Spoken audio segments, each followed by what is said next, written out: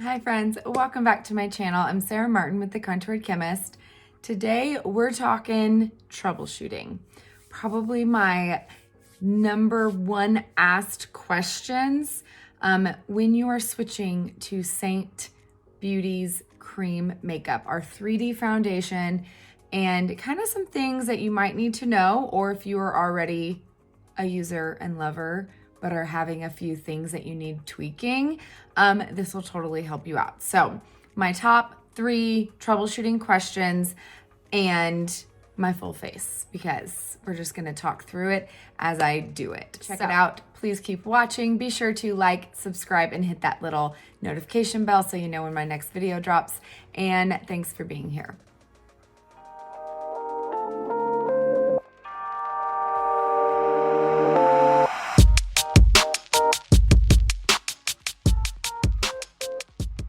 All right, ladies, let's go ahead and get started. My top 3. If I had to narrow down my most frequently asked questions with 3D foundation, and I'd say these things are all somewhat related, maybe not the first one, but a little bit, mostly related. Knowing these things before you start with the makeup can help you tremendously kind of avoid some common issues that you might face. And since 3D foundation is so different than traditional foundation, it's some things you might not realize, you might have never heard before. So we're just gonna start with bare skin. And the number one thing I'm asked is, do you need a primer? And when I tell people that you don't need a primer with this makeup, I feel like people don't believe me.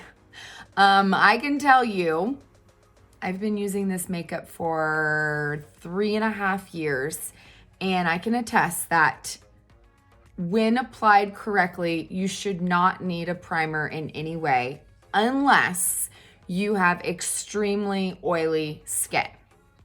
Okay, so we'll go back to that.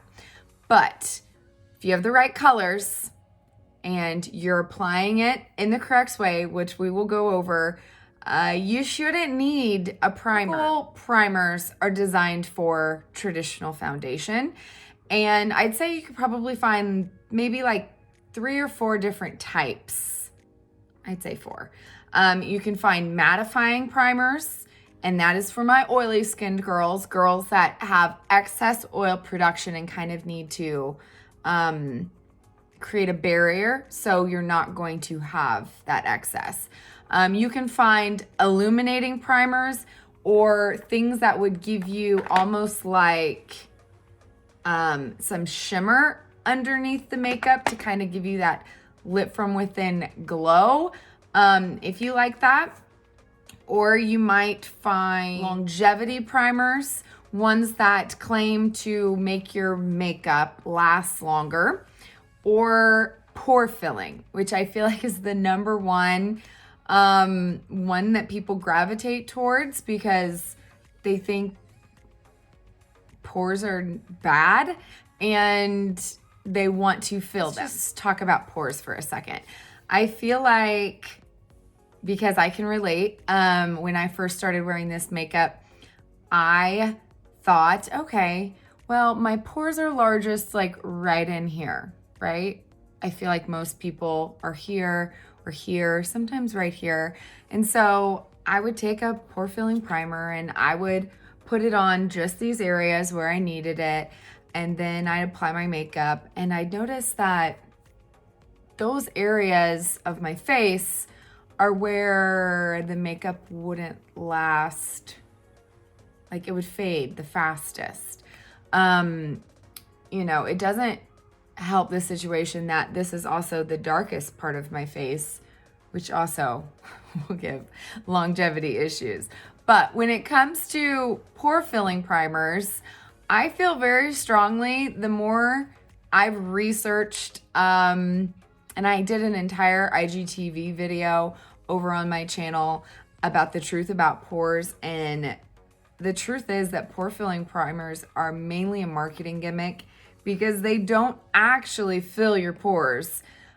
They will make it look really nice and smooth due to all of the silicones for bare skin. So if you like to not wear makeup but be like, oh, my pores here are really standing out when I don't wear any makeup, then I feel like pore filling primers are awesome because it will kind of mattify that area and kind of give that smoothing effect to the skin and make them less noticeable with no makeup. But as soon as you put makeup on it, I don't care if you're using traditional foundation or our foundation, the effect is gone. They don't really create the look of less pores. The only thing that can do that is really matte look. So pore filling primers though are probably the number one issue with this makeup, because I've never seen a pore filling primer or like blur sticks, anything to that effect, that do not have, let's see, poreless putty primer. Elf is probably the worst. If you look at the ingredient deck, they are mostly comprised of silicones. So you might have not heard. So what silicones do is they simply give a slip to the skin. So I feel like the most famous was the original Smashbox Photo Finish Primer. And it just gives that like velvety soft finish, which is why silicones are added to so many skincare products, moisturizers, SPFs, and primers. They feel really nice to the skin because they softness to the skin. The problem is cream makeup cannot stick to this. That slip that it creates means that our makeup going on will look fine. But if you notice your makeup is just suddenly fading through the day, like a couple hours into the day, you're like, why does it look like I'm not wearing makeup right here? And that's where you applied your primer. There you go. That is the magic of silicone. Silicones cause things not to stick well. They just slip and slide over it. And so you're gonna get less longevity, less wear time, and especially with cream makeup. Creams, silicones, they don't mesh well. So I will add over here all of the things to look for. The biggest thing you need to do is just pay attention to what you're applying under your makeup. Okay, it doesn't matter what you're using at night or over the makeup at the end.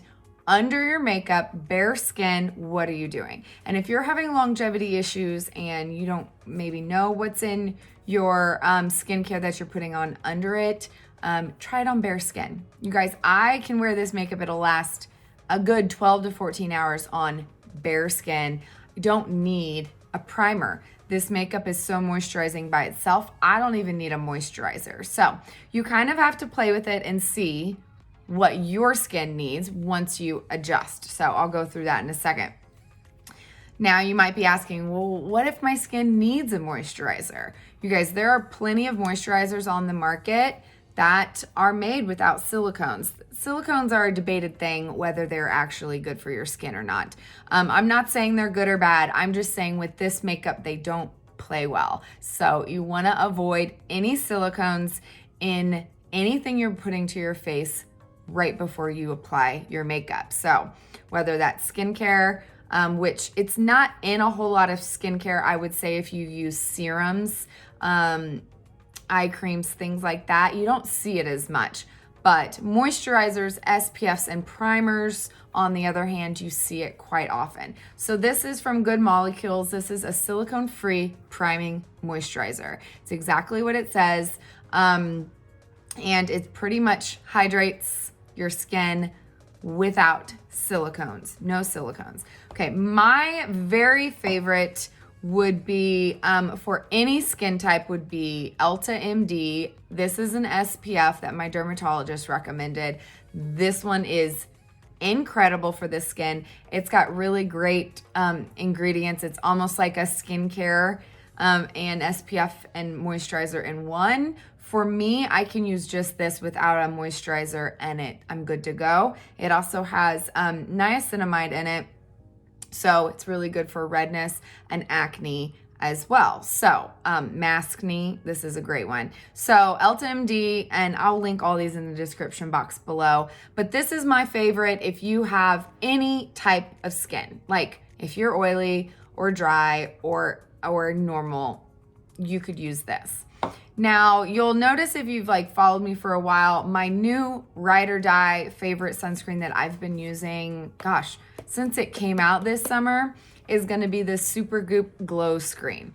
Now, this to me is kind of like that illuminating primer I talked about. Tilbury has one. This one has silicones in it.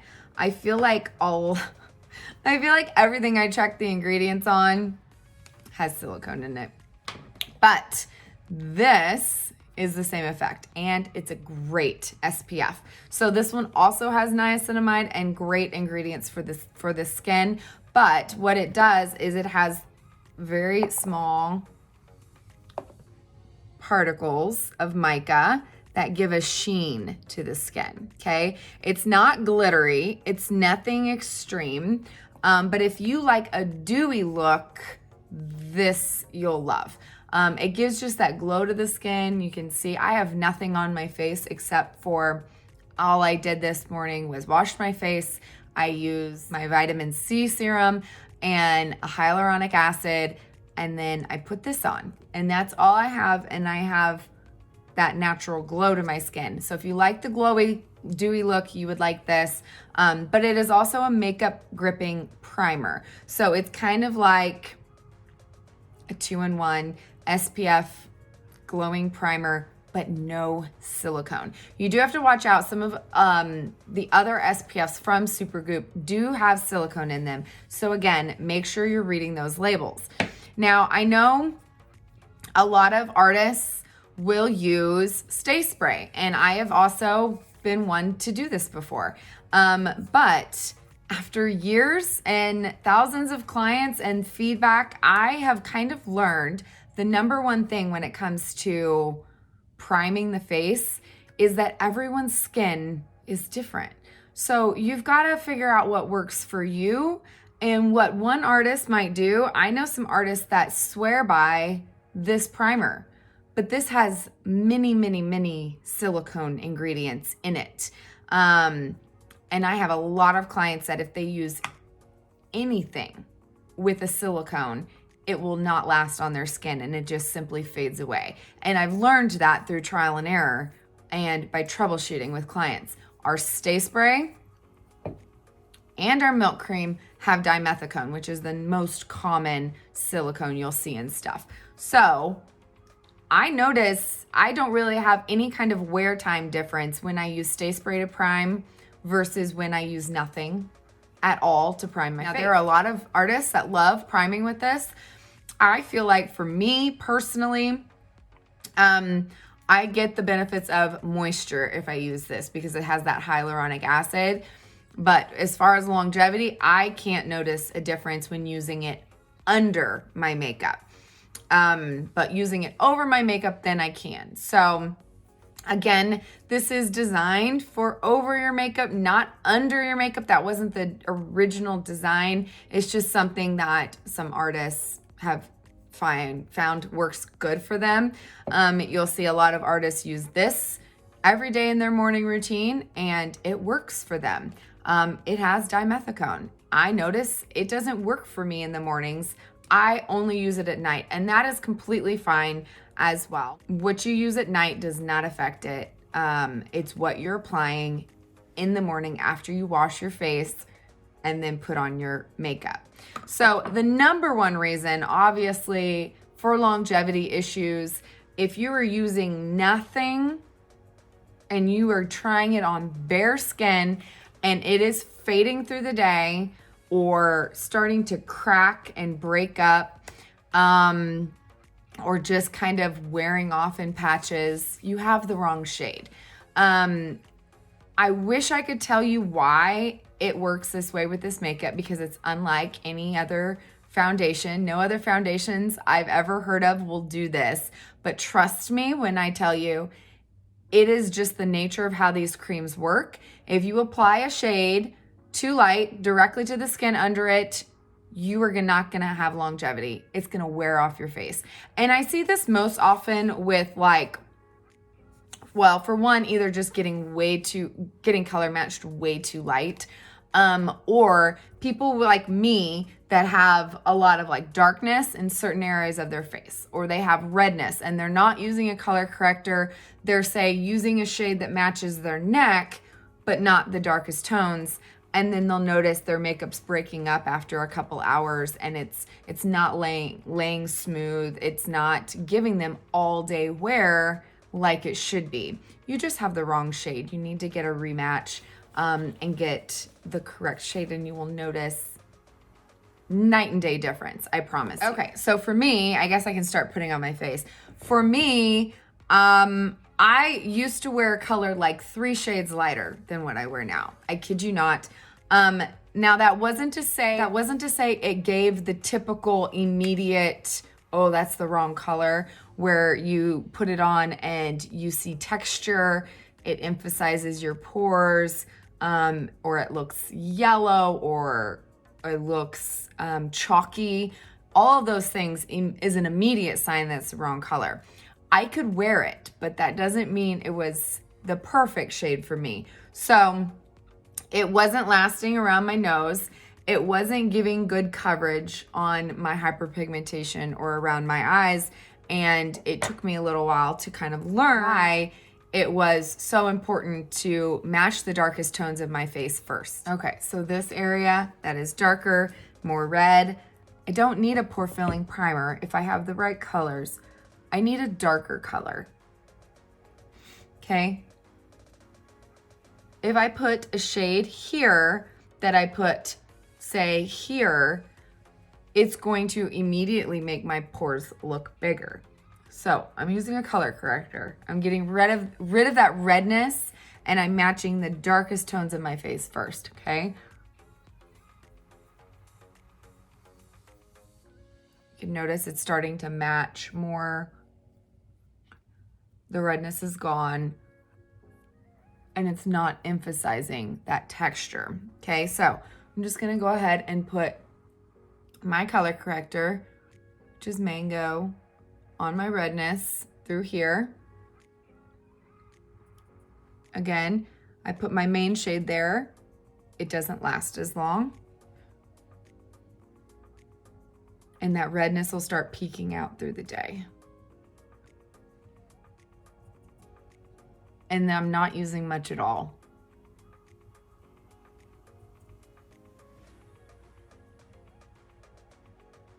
Just making sure my darkest tones are met.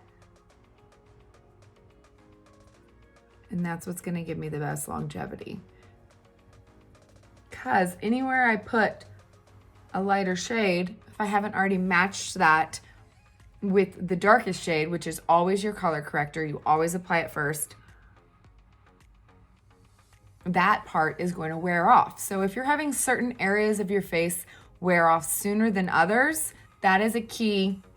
You have a darker area of your face and you just don't know it, which I feel like not a lot of people sit there and stare at their face and they're like, yeah, this area right here is darker and this is darker.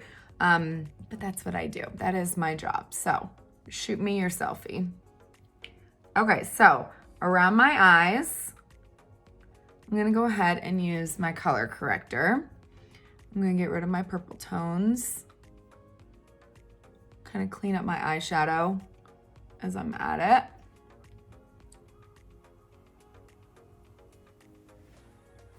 Okay, now this spot of hyperpigmentation, when I used to wear a lighter shade, I would layer, and I'd layer more, and I'd layer more, and it would start looking dry and cakey, okay, which we're gonna get to in a second.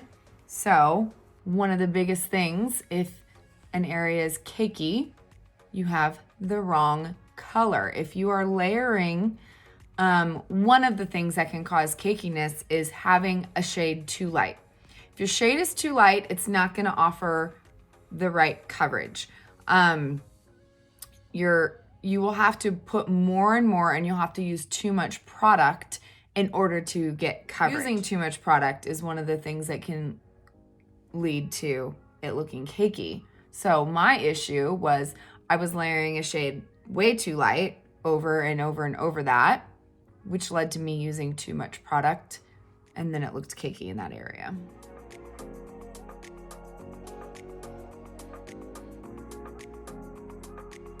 So the under eyes, I feel like, are probably the area most people have issues with cakiness. So let's go over cakiness. This is our number 2. So having the right color is key, whether it is for your full face or if you're just having issues with certain areas that you're trying to get coverage on, or it's your under eyes, which I feel like is always the hardest place to kind of learn how to get coverage with the proper application. So having that right color. First thing, you gotta match the darkest tones. So for me, I have to put my darkest color corrector down first. Now I just did another IGTV video on using an even darker color than mango and how it can color correct even the darkest of circles on like my skin tone. So you can go check that out. Again, it's all about matching the depth of the darkness, and then we can brighten from there. If you use those lighter shades on your eyes first, you're gonna have to apply so much, it's never gonna give you proper coverage, and it will look completely cakey. So we're trying to avoid cake face here. We don't wanna use more than necessary. The right color means you have to use very little. Like I use so little underneath my eyes, okay? The right color means you have to use very little and you will get coverage. Like most people that need a color corrector, I'm always emphasizing how very little of that color corrector you need. I barely touched my color and then I buffed it on this entire area, okay? I only applied it where I needed it. Now, as your artist, I will tell you if you need it all over or if you don't. Everybody's face, again, is different. So I applied it where I needed it. I then pressed on more where I needed more coverage.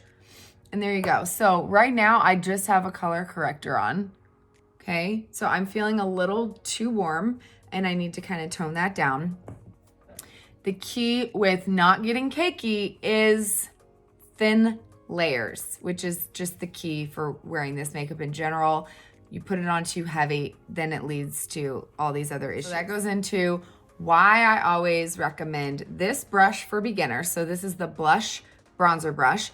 If you are matched to a color corrector, I recommend this brush over all the others for the main reason of keeping a light hand at all times. First thing that normally creates cake face is too much product. These creams are so different. People don't realize how little you really need in order to get coverage because we're so used to just slapping on a liquid foundation and just kind of pressing it all over. With creams, it is so easy to get too much because they're so much more pigmented than traditional foundation. So just why I recommend this. I don't recommend starting with this because it picks up too much product. I don't even have the other one. The 30-second hack also picks up a lot of product. The only other brush, but I feel like this one's a little bit trickier, harder to use for beginners, would be the blend brush. But for highlight, if you want the most natural finish, this brush would be good because it's so loose that you can really just barely touch, buff on your color corrector, and then kind of lightly buff on your main shade, and then brighten with this end, and that would be good for highlight. This is for the most natural, thinnest layers possible. This brush will give it. Now, I'd say more people usually pick up this brush because it's easier to use, because you can easily use this for your color corrector and your main shade and build up coverage, okay? This one's a little bit harder. You can't really press with this brush. So what I recommend is, like you just saw, I buffed in where I needed that coverage. Now I'm gonna go in and I'm gonna apply my main shade. Okay, so here's where you can really get too heavy-handed. You can get too heavy-handed with the mango too, and then it's gonna require way too much of your main shade to keep you matching.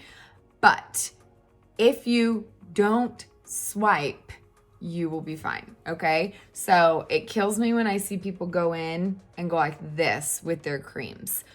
That will pick up so much product, too much, like enough for your full face. Touch. Just touch it. That's it. Now, touching it gives me, I know, the correct amount for an area of my face, okay? I touched it once, and now I can tone that down, bring that area to matching. Touch it again. I'm gonna do this entire section. Touch it again for my jawline, which had nothing on it. Okay, can you see it's toned down the warmth of this side comparison? Can you tell? Okay, tones down the warmth, keeps it matching my neck. Okay. So my nose is darker than everywhere else. I usually use a little bit more, so I'll tap in a couple of times to make sure I've brought it back down to matching. Now, depending on your colors and your color match, some people need to use very little mango and more of their main shade. I keep saying mango, of their color corrector, more of their main shade to kind of bring it back to matching. And some are the opposite. Some are darker toned. They need more of that color corrector. Then they use just very little of their main shade to kind of just tone it down a touch. And then some people use that and they can literally go from summer to winter by just using a different amount of each of their creams to customize their color as their skin changes through the seasons. Okay, see how very little, and I am just pressing all over to kind of give myself coverage and not apply too much, okay? So the second thing is swiping into the creams using the wrong type of brush. The more dense the brush, the more it's gonna pick up the cream, the harder it is to distribute on your face and keep everything thin.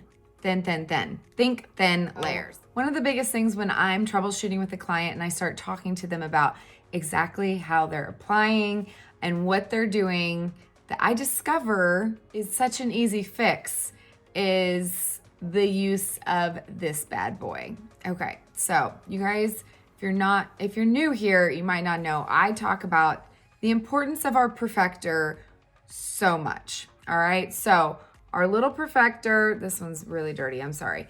Okay, it was pink, now the new branded one is gray. This one is dry, this one is damp. Now I say damp and I emphasize it because one or two things, either they're not using the Perfector at all or they're not prepping it in the correct way. And I will be honest, I get it. It took me years to figure out that I wasn't doing it to the best of its ability. That it could work so much better if I just get it a certain way. Okay, so the dry Perfector. Okay, this is good for certain uses, but for removing excess, when you're at that phase where you are learning the application of this makeup, whether you are layering shades or not, when you are first learning, this bad boy is not going to remove excess. And that is its main purpose, is to press it into the skin and take off any that you applied too much of. It is so hard to know whether it's heavy or not unless you feel it, okay? If you can feel it and you feel sticky, you feel tacky, now a little bit is normal. I mean, this is cream makeup. You should be able to feel hydration. But if you feel like, ew, I feel gross, then you have way too much on, okay? If you can see it, okay? Now, I feel like I can see it right now, okay? That's not the way I like it. Yeah, I'm gonna go ahead and finish my face so I can show you guys how to do this. Now, when you're brand new, I would say after every layer, we use this, okay? I've been doing this a long time, so I'm not gonna do that. I'm gonna go ahead and contour and brighten so you guys can see it real quick.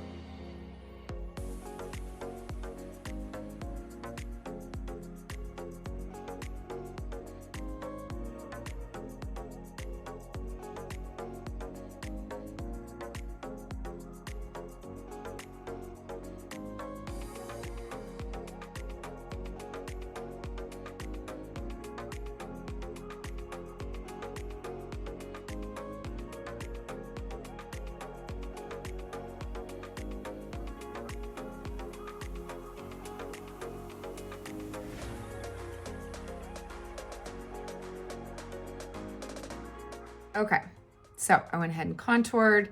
I did it really quick. I might need to blend a little bit. I went ahead and contoured and brightened with my accent highlight. Now, if I put powder on like I was done right now, I mean, obviously I need to blend, but if I was to put powder on this, I would have cake face.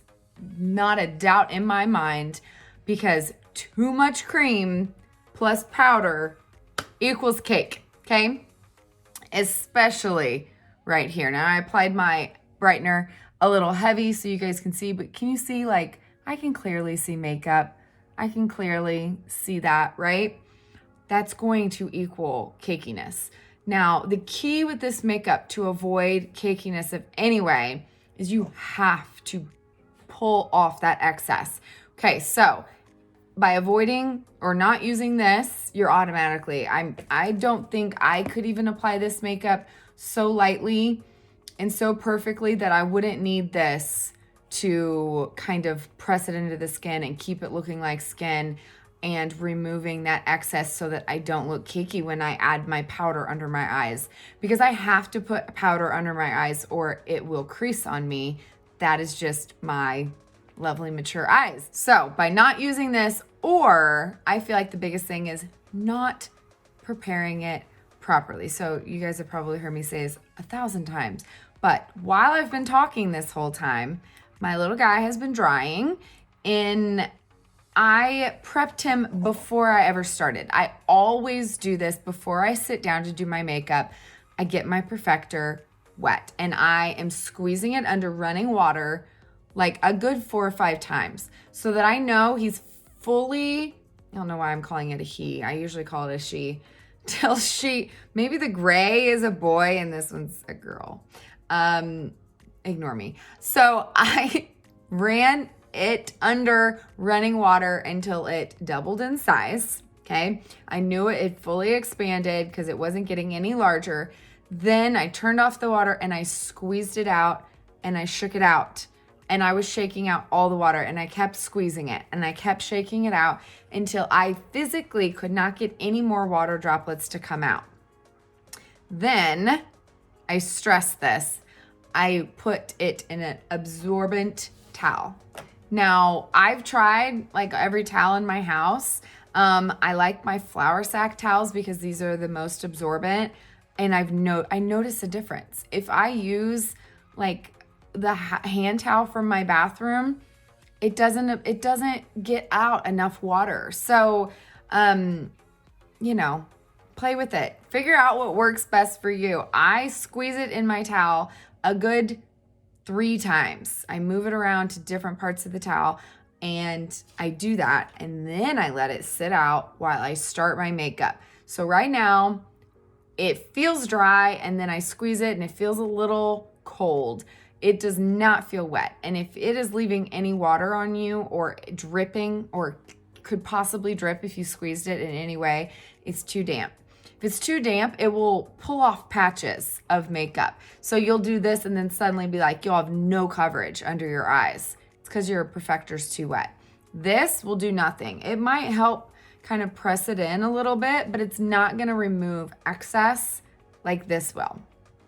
Okay, so I'm gonna just press it and I'm gonna keep pressing it, and I press it a lot. Like I just kind of bounce it across my under eye because that is where I applied it heavier. Now I'm gonna turn it and I'm gonna keep turning it until I can feel it that it's not doing anything else anymore. Like it almost feels like it warms up with the warmth of your face. And I'm just gonna keep rotating until I feel like it's working. It's done its job. Okay, so I'm pressing it everywhere and I'm pouncing it. I'm not swiping it. So it's gonna blur those edges. It's gonna make it look like skin again. So it's not gonna look like heavy makeup. But most importantly, it's removing excess. Because if you apply too much, there's no way. Look how much of that I got off. There is no way to remove excess if you apply too much than this, okay?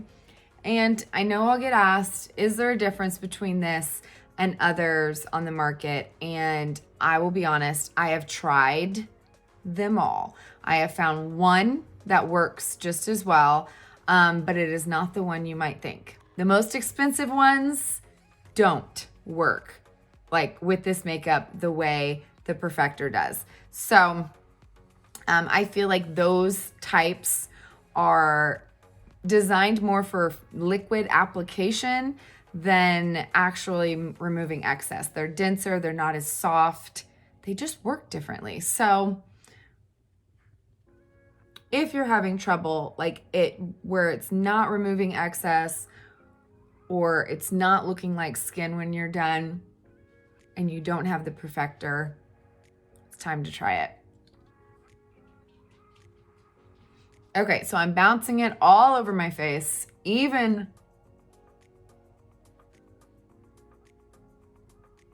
not under my eyes. I want everything to be pressed in. Okay, because if I put powder anywhere, I don't want cakey, right? Too much product plus powder equals cake. The other side of the spectrum, the other third thing is when somebody says, not a cake face, but they feel like they're starting to look oily through the day. So not that natural glow, but they feel like an oil slick, okay? We wanna avoid the oil slick look as well. So a natural glow is very different than if you feel like you are excess, shiny, or oily. Okay, first things first. These creams will naturally give you a dewy look, a hydrated look to your skin, okay? That being said, you can get a matte finish or a dewy finish or a little bit of both with these creams. It's all in just how you finish your makeup look. But for the first thing is, we're gonna go back to the primer for a second. My first question is, if you are looking oily, do you have oily skin? Now, if you have very oily skin and you aren't using anything under your makeup, like I said before, there is one time I feel like primers can help, and that is when you go into a mattifying primer. Now, don't use this one. It's got silicones in it. I will insert a picture of my very favorite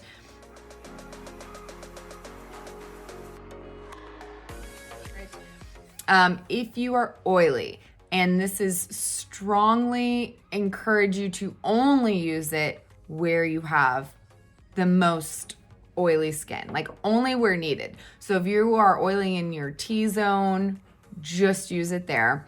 Then you can apply your makeup. Now, I want to also explain that these creams have an adjustment period. And I feel like not very many people realize that or talk about it. And so I want to make it very clear, okay? These creams are, without being too sciencey and geeky, but I've explained before, they're not like traditional foundation. Traditional foundations are made up of pigment and water, and that water actually will evaporate and then they will dry down and they will set on your skin, okay? Creams don't set. And our creams are much more pigment, and then they are made up of occlusive agents. So occlusive, what that means is that they don't get absorbed into your skin, okay? I know people always are like, oh, creams will clog your pores. That is a myth. That's not even possible. Our creams are so large, they can't possibly get in a pore. They sit on top of the skin. So you might be like, oh, is that gonna like feel like a mask? But they call it like a second skin because creams will move with your skin. But the important thing is that what to understand is that occlusive agents, they're good for your skin in the long run, okay? So it might take you time to adjust because instead of that excess water, like in a liquid bottle of foundation, that's not gonna dissipate. Okay, what it's gonna do is it's gonna actually create this barrier against your skin, and it's gonna hold water to your skin. So normally throughout the day, if you were wearing a traditional foundation, what they call it is transepidermal water loss. It's a fancy way of saying your skin's gonna lose water through the day, and that traditional foundation actually dries out your skin because it pulls that water out and then it evaporates. Creams do the opposite. So they're gonna hold that water that you normally would have lost during the day. They're going to be more hydrated. Okay. The effect of that is that yes, in long term, you're gonna have more moisturized, luminous skin, but it can take a good 2 to 4 weeks for your skin to adjust. And that is purely dependent upon your skin and your skin type and what makeup you were using before. If you were like me and went from a powder foundation, most drying of all foundations, that created nothing, that just let all the moisture loss throughout the day. And I had combination skins and I had dry skin, and my face was suddenly like, wow, look at this. I have all this hydration. So everywhere I was oily, I was feeling like I looked too oily, and then my dry skin areas were happy because they were finally getting some moisture and balancing out. And it took me probably 3 weeks to adjust. I'd say dry skin, it's not going to take very much time. Your skin's going to love the excess moisture. I know I have clients that say they no longer even need to moisturize their skin in the morning. They don't need this stuff under their makeup. They can simply use the creams and now their face is hydrated. Or you could be the opposite, where you are oily and you feel like an oil slick because suddenly your oily skin has more hydration, so you're feeling more shiny. Now, this is a good thing in the long run because 99% of people are actually oily because your skin is thirsty. One of the things that oily skin is caused from is your skin is producing that excess oil to hydrate it.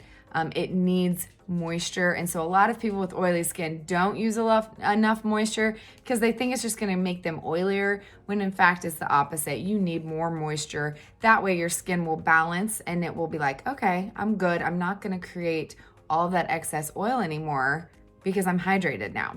So that's kind of like a huge myth when it comes to skincare, is if you're oily, you do need moisture. And so this is going to help balance your skin over time, but you got to get through that adjustment period. I feel like oily skin is normally more on like the 4-week side, to where you'll notice a difference after about 4 weeks. You won't feel as oily. Now that doesn't mean you're gonna have to look like an oil slick for 4 weeks. You just have to kind of switch up your order and how you apply your makeup during that time period. So besides the adjustment phase, The other thing is exactly what creates cake face as well is using too much product or not using your Perfector.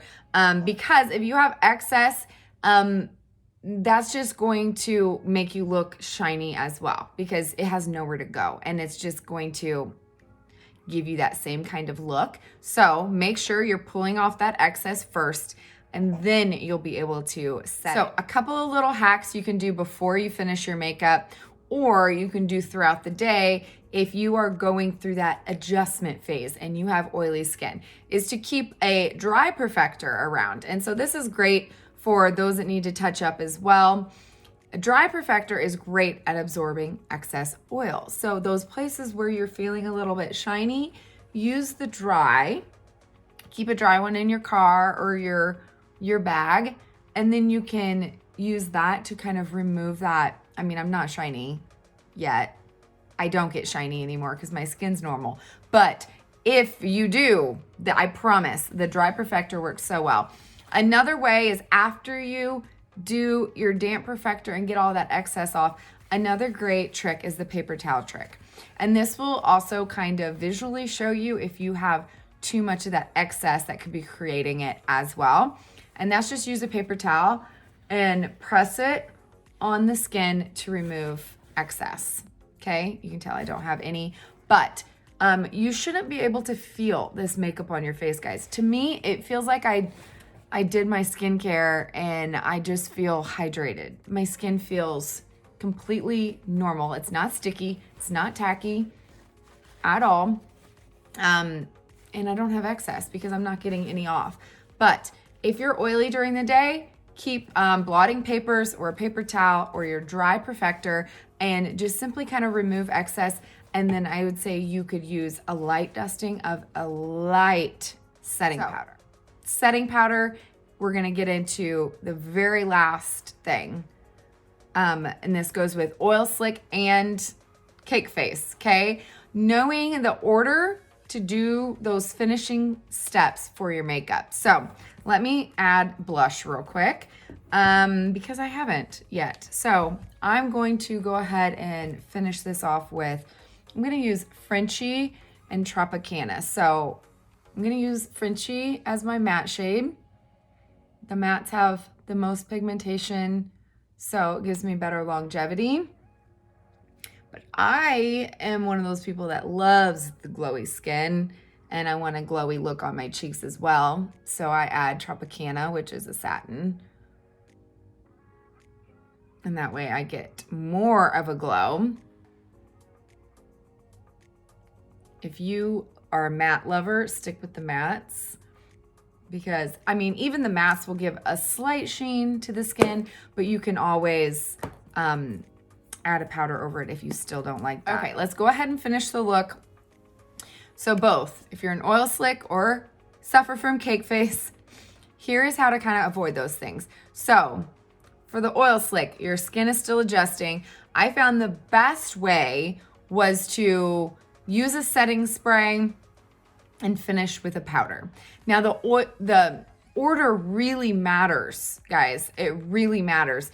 If you were to put a powder down and then spray, you're not gonna get as much of that the lasting effect of all day shine free as you would finishing with the powder last. So for me personally, with combo skin, when I first started wearing this makeup, what helped me the most was stay spray after all of my creams, then a loose powder.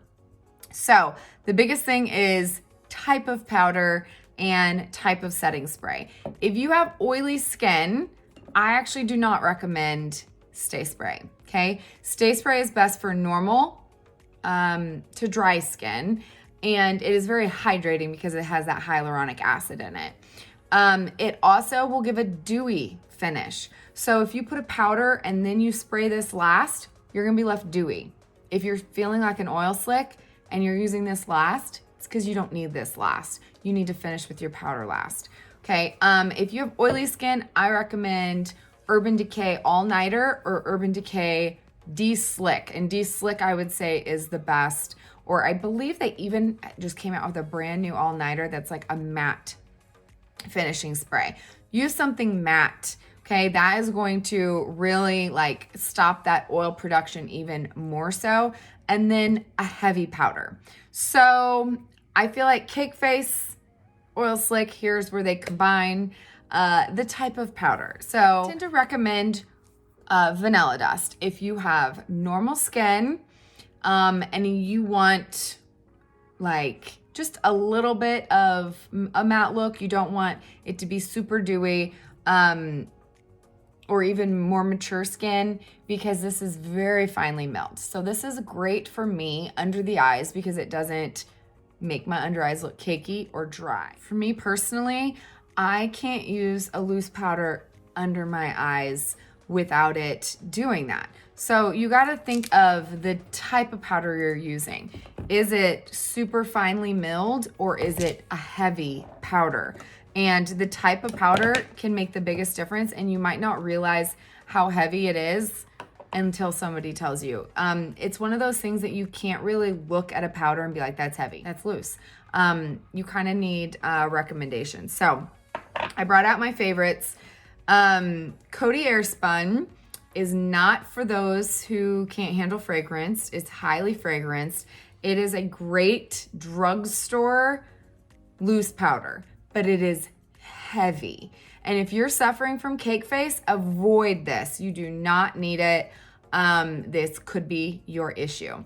It is heavy. It's best for those that like a full matte look, best for not mature skin. I would avoid it around the eyes completely. If you have mature skin like me, at least around the eyes, no bueno. Okay. One of the best, I'd say, translucent loose powders on the market is the Laura Mercier. It's a really good powder.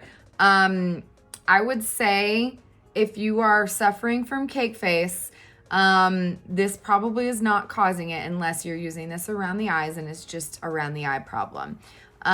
Pressing it on with a powder puff is going to help more if you are feeling like an oil slick. So for me, I started using a loose powder like this when I was getting through my adjustment phase. I did not apply it around my eyes. I applied it where I added highlight, not where I contoured. Where you contour, it will kind of make it look ashy and kind of tone down your contour. You can apply it to your full face, obviously, but I don't recommend applying it to the contour because it is kind of translucent and brightening. You can just apply it under here where you highlighted. Let's see, chin, nose, forehead, okay? So keep it in the highlighted areas of your face. If you're prone to creasing here, if you are just trying to kind of get through the oil slick phase, keep it in your T-zone. Anywhere you are really feeling oily, you want to use that. Now, like I said before, if it is an oil slick thing, I recommend spraying your face first, then using a loose powder to get through that phase, okay? If you do have an issue with it looking crepey, then switch to something like vanilla dust that's going to give you less heavy of that powder look, but it's still gonna help. I find that this brush helped me tremendously because it let me control how much powder I added. It wasn't like this whole fluffing with the big brush does not really press it into your pores and stop the oil from being produced, but this does. Whoop. You can use both ends, but I like the black end. It was designed for the powder, and you can just simply press it in exactly where needed, and it's gonna stop you from producing excess oil there, okay? I like it under my eyes because I can just simply touch. I know that is enough powder for my entire under eye area, and it won't make me look cakey or anything, or age me, which is what I care about the most, right? Okay, so vanilla dust and the powder, well, now it's the powder brush, will help tremendously. So, okay, so if you're an oil slick, you spray with your Stay Spray, then you powder. If you are cake face, you can do the opposite. So order really does matter. I'd say with cake face, avoid heavy powders, okay? Laura Mercier is great powder, but it is heavier. My favorite finely milled ones are vanilla dust or what is this? Charlotte Tilbury Airbrush Flawless Finished. It's a micro powder. This one is another one, super finely milled. You can tell just by feeling it, it's super soft. This one I can use under my eyes, no problem. It's really great. The other one, the only loose powder I've been able to ever find that I can actually use under my eyes and my full face is the Hourglass Veil Translucent. I still have to be super careful how much I use. So not just using too heavy of a powder, but using too much powder plus too much cream will lead to cake face, okay? So when I say too much, I mean the same goes with like picking it up from my vanilla dust. Okay, that would be enough for my entire under eye, okay? So make sure you're not using too much. Make sure you're not just going, you know, or picking up and to be honest, I don't recommend baking if you are over the age of 30. If you have any kind of concerns with your under eyes looking dry or aged, don't bake, which if you don't know what baking is, it's when you put an excess amount of powder anywhere, you let it sit and then you brush off excess. I don't recommend using excess. I recommend using the smallest amount of powder you possibly can to get it to set. And once it's set, you'll notice because you can touch it and it won't feel, it'll feel set. It won't be sticky or tacky anywhere. It won't feel as hydrated as those areas of your face you didn't use powder, if that makes sense. Okay, and then for my cake face girls, the best way to take away the powdery finish is to then use a Stay Spray. Now, I like dewy, so I'm going to use Stay Spray. Again, after you've gone through that adjustment period and you no longer are worried about the oil slick and you just kind of like a different kind of look and you want to switch it up, you can totally spray, just powder where you want matte. Like what I usually do is I spray and then add my powder under my eyes, or I powder under my eyes and then spray. It'll take away some of that powdery finish. So I did add a little bit of powder. You guys know me, I'm a dewy girl, so I'm gonna go ahead and spray. All right, guys, that was it. I hope that helped. Let's review real quick in case you missed any. All right, so for longevity, to avoid oil slick and cake face, okay, number one thing, make sure you have the right colors. The right colors make all the difference. If you do need a color match or you don't know if the colors you have are right for you, my color match request form is in the description box below the video. I'd be happy to help. You can put what colors you're currently using and we can troubleshoot from there. So make sure you're paying attention to the ingredients and anything you put underneath your makeup. That is the second thing for longevity. Oil slick, make sure you are giving your skin time to adjust to the adjustment phase. Don't use too much product and use that setting powder and Stay Spray or any kind of setting spray to kind of get you through that phase until your skin has adjusted, and then you can see if you still need a powder. If you're like me, I didn't need a powder anymore. I was good to go. But again, everyone's skin is different. And then avoid the cake face. Again, make sure you have the right color, that you're getting the right coverage. You might need a color corrector to get better coverage. Don't use too much product. Don't you swipe into those creams. Make sure you're using the Perfector to remove excess, and then use a either more finely milled powder or don't use as much powder. Make sure you're not using too much creams plus powder. That equals cake face, the dreaded cake. Oh yeah, and the brush matters. So I think that was it. I hope I didn't miss anything important. I appreciate you guys sticking with me this whole time, and I hope this helped. Thanks for being here, and I love you guys.